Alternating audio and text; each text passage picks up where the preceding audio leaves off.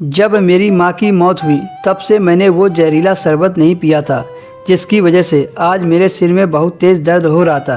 ये दर्द ऐसा था कि दवाई खाने से जा नहीं रहा था। ऐसे लगभग काफ़ी दिन बीत गए थे। एक दिन मुझे याद आया कि माँ ने कहा था कि अगर तुमने यह शरबत पीना छोड़ दिया तो सब बर्बाद हो जाएगा।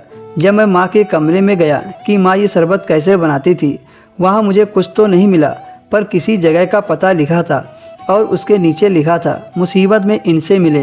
इसी वजह से आज मैं यहाँ पर आया था। वहाँ पहुँचकर पता चला कि ये बाबा का घर है।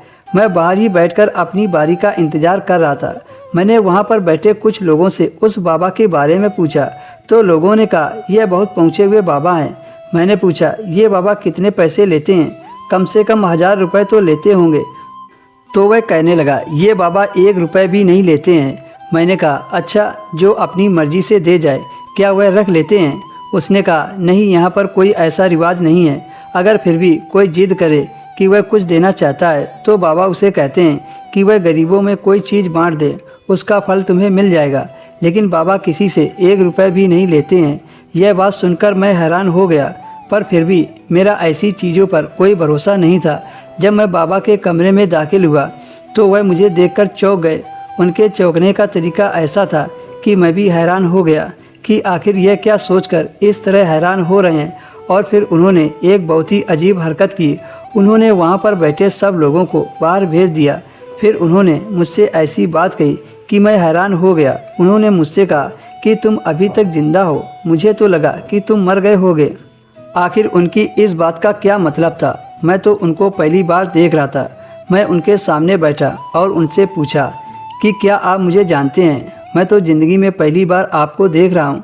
फिर आपने मुझे देखते ही ऐसी बात क्यों कही? आपने उन सबको बाहर क्यों भेज दिया?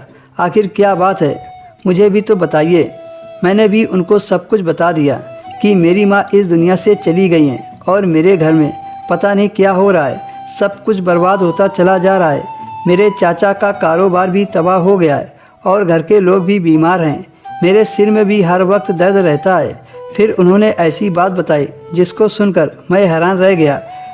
तुम अपने ख़ानदान में एक अकेले लड़के हो, यानी कि सारी जायदाद के अकेले वारिस। इसलिए तुम्हारे दादा ने सब कुछ तुम्हारे नाम कर दिया था। तुम्हारे बाकी के चाचा को यह बात जहर लगी। उन सबकी बीवियों ने मिलकर तुम्हें।